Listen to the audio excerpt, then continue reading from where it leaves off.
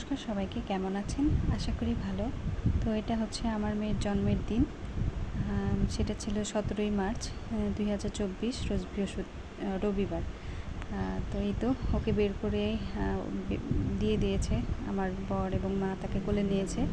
আর আমি তখনও ওটিতে ছিলাম। তো ওখানে যারা ছিল তারা এই ভিডিওটি করেছে।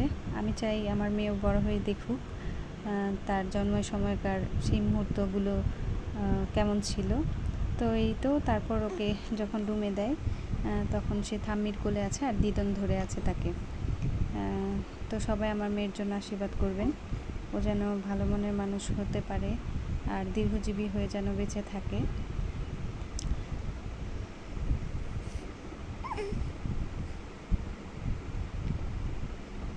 তো এই তো আমার রাজকন্যা, আমার পৃথিবী।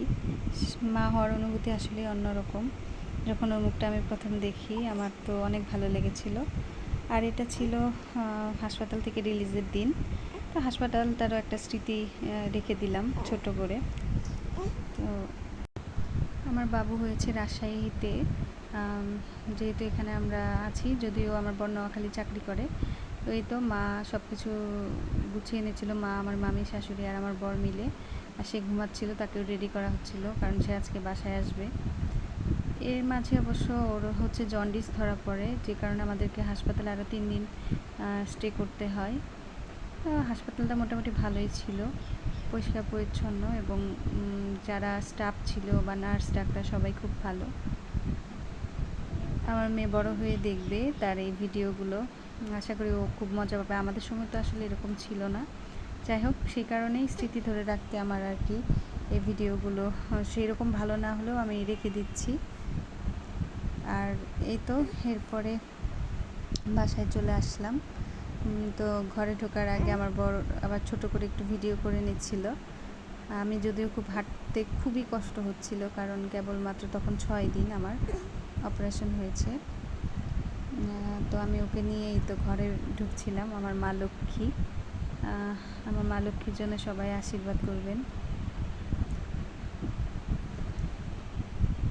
আর আমি আমার এই চ্যানেলটিতে ওর বেড়ে ওঠার ভিডিওগুলো রাখতে চাই, যাতে ও দেখতে পারে ওর প্রতিটা বেড়ে ওঠার মুহূর্তগুলো।